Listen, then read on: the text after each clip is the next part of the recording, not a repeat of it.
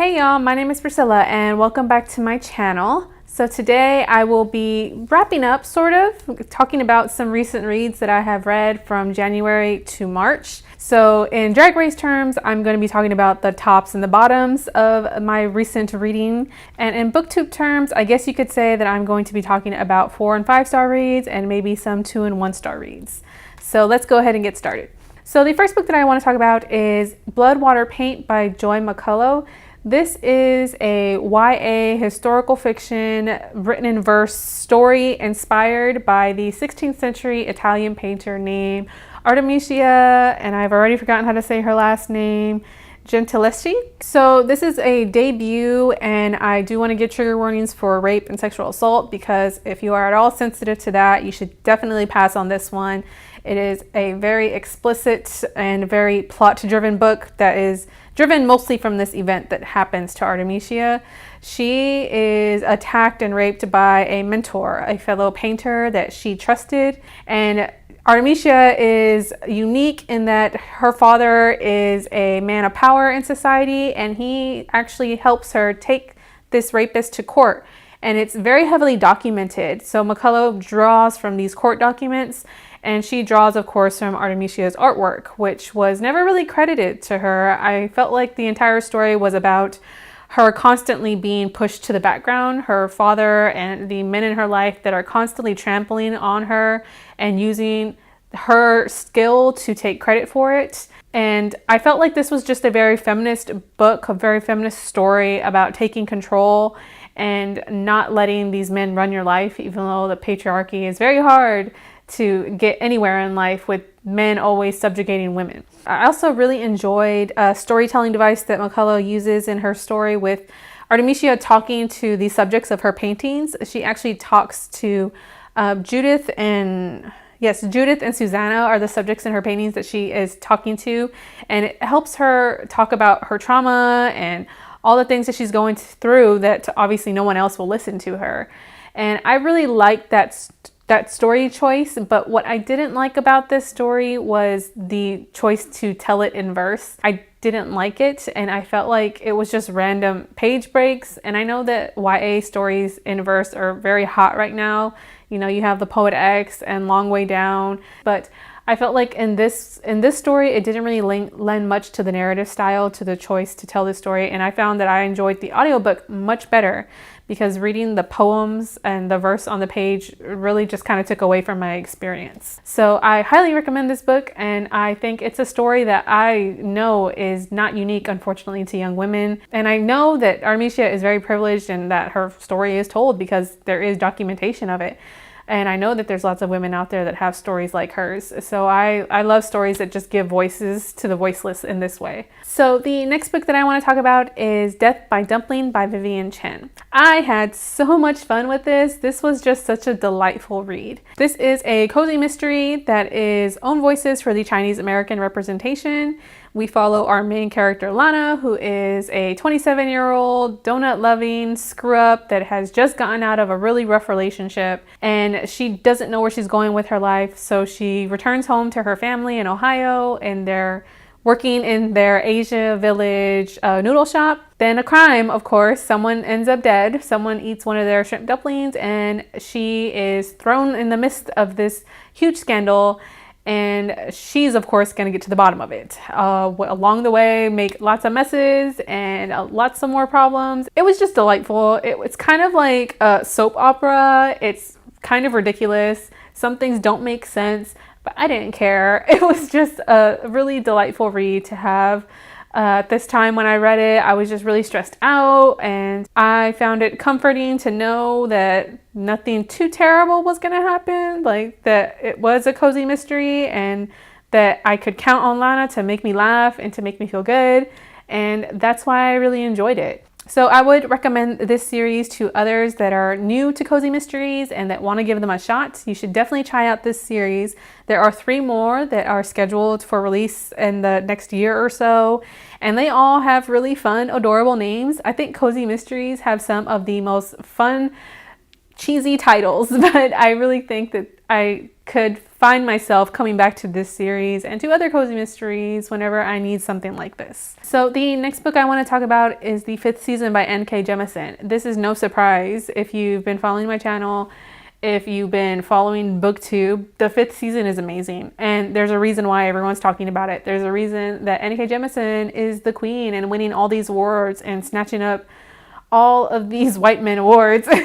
So this is epic fantasy that follows a world that is ending and that goes through these cycles of changes. Every season they go through these changes, these catastrophes, these worldwide events that in the world, and humans have to survive somehow. And we have some people in the world called Origines that have powers, that have these abilities to manipulate the plate tectonics and to pull thermal and water out of who knows where. The complex magic system was really hard to understand, and you kind of have to just roll with it when you read these books, but the payoff at the end is amazing. She just is able to craft such a beautiful complex world with such interesting characters. God, that ending was so good. It made me want to pick up the second book almost immediately, but I had to hold off.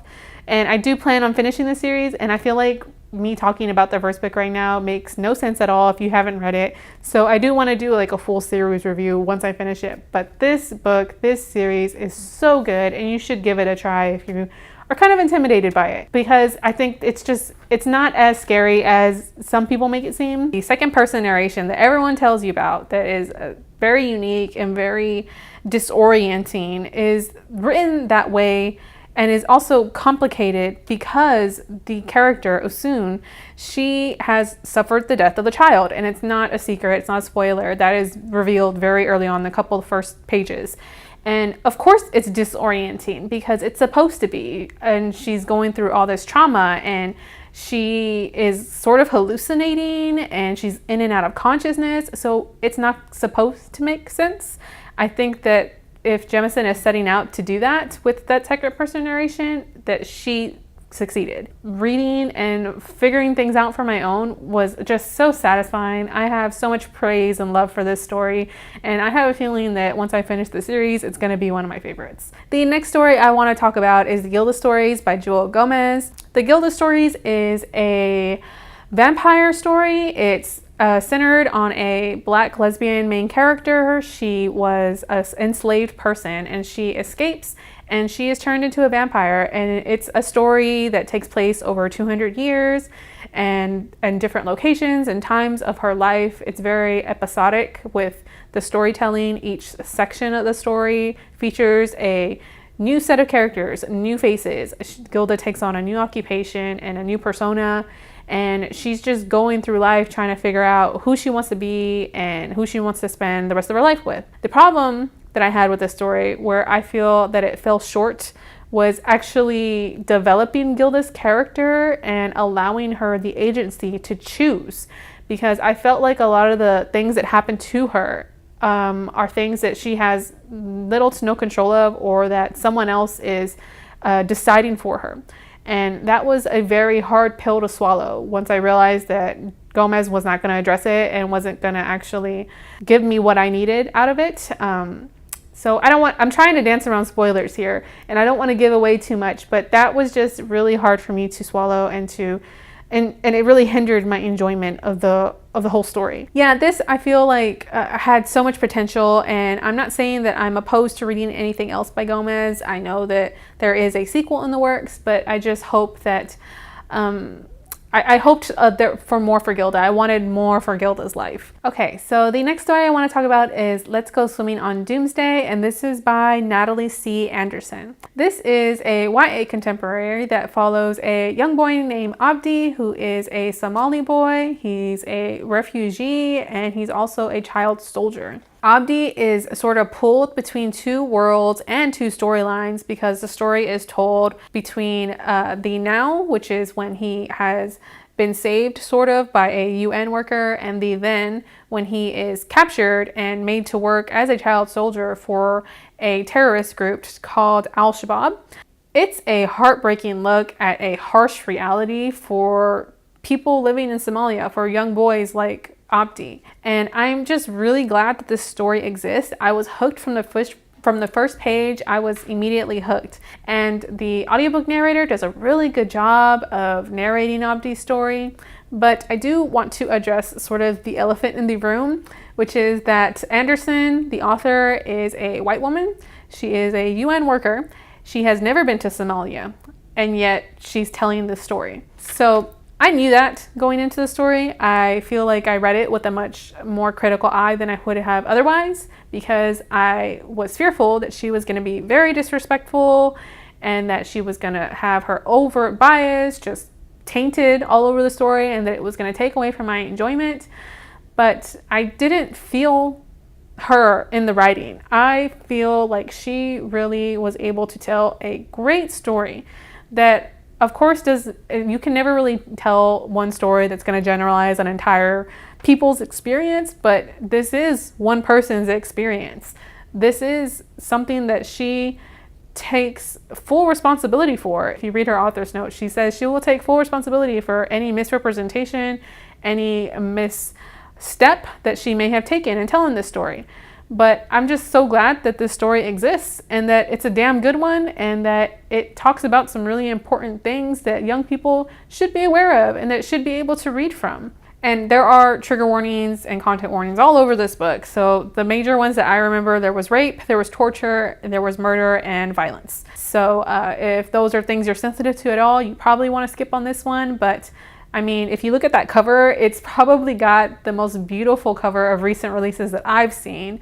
And it's got a beautiful story to match it as well. So I would definitely recommend this book if you're at all interested. So the next book that I want to talk about is Hurricane Child, and this is by Karen Callender. And this book, oh my God, this book is such a beautiful story, and it made me so happy to read it. And it's a new favorite, so this is going to be a lot of gushing, but it's a middle grade, and its own voices for the queer representation as well as for the Caribbean representation. I believe that Callender is from Trinidad. The main character in this story is a young queer Black girl, and she is one of the most memorable young main characters that I've read from in a long time. Caroline is headstrong, and she's independent, and she's also a little lonely, but she stands up for herself and she pushes back. And this middle grade is just filled with so many important themes. Caroline confronts bullying and grief and first crushes and homophobia related to religion and colorism and depression. And it's just all done so well. I feel like Caroline just understands the way that young children think. So the story is very character driven. There is a bit of plot there. You know, Caroline is a young girl that was born during a hurricane, and so she is deemed to have been cursed with bad luck.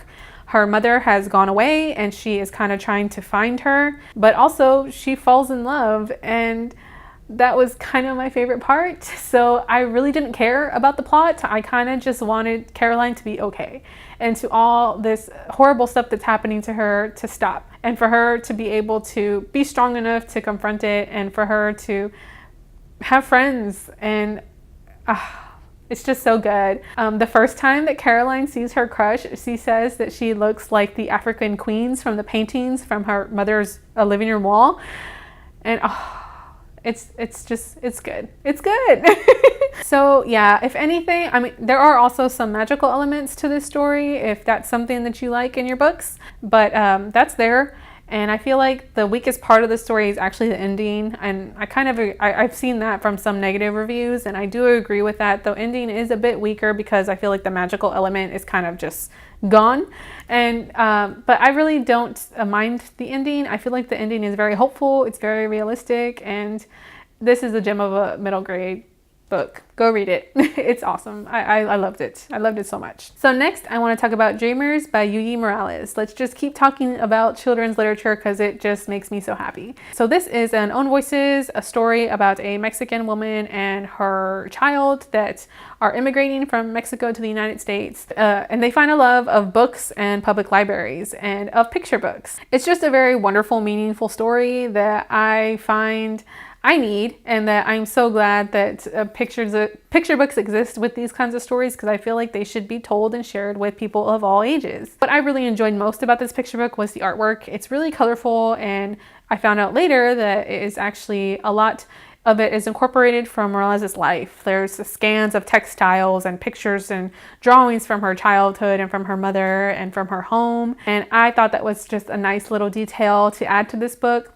The writing is very simple. There's nothing really much to the writing, but I think overall it's just a really good story, and I highly recommend this picture book if you like picture books. Next up, I want to talk about American Sonnets for My Past and Future Assassin by Terrance Hayes. This is a work of poetry. It's 70 poems that Hayes wrote following the election of Donald Trump in 2016. He set out to write a sonnet a day for the 4 years he was in office, and he cut himself off at 2 years, and he incorporated the 70 best in this. But I feel that Hayes just has a very great understanding of the sonnet form, and he utilizes it to capture his feeling as an angry Black man reacting to all the bullshit that we have to deal with Trump in the office. Most of these speak to the division of the country. It speaks to the racism that Trump is parading around. I was just so impressed by many of these poems, and I highly recommend this as a poetry collection that you could pick up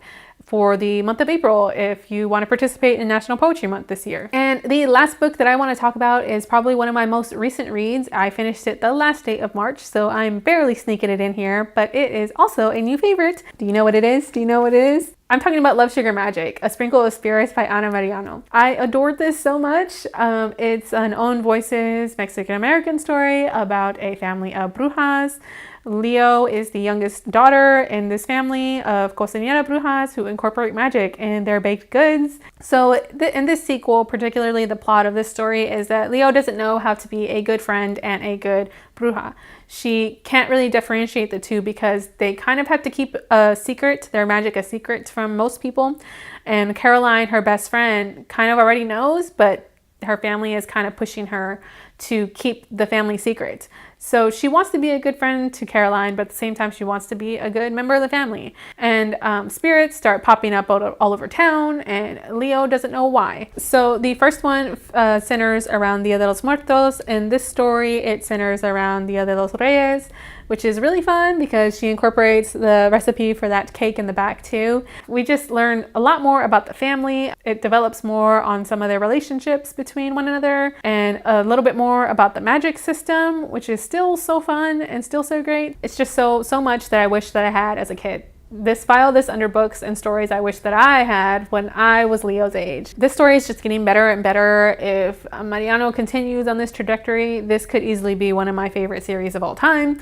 And I hope she does, because it's just so great and I highly recommend it. Okay, that was an incoherent mess of me talking about books that I love so much. I don't know if I don't know why I chose to do this to myself. That is all I have for you today. If you have read any of these books, if you have any comments about them, please leave them in the comments down below. I would love to talk to you about them. But that is all I have for you today. So thank you so much for watching, and I hope to catch you in the next video.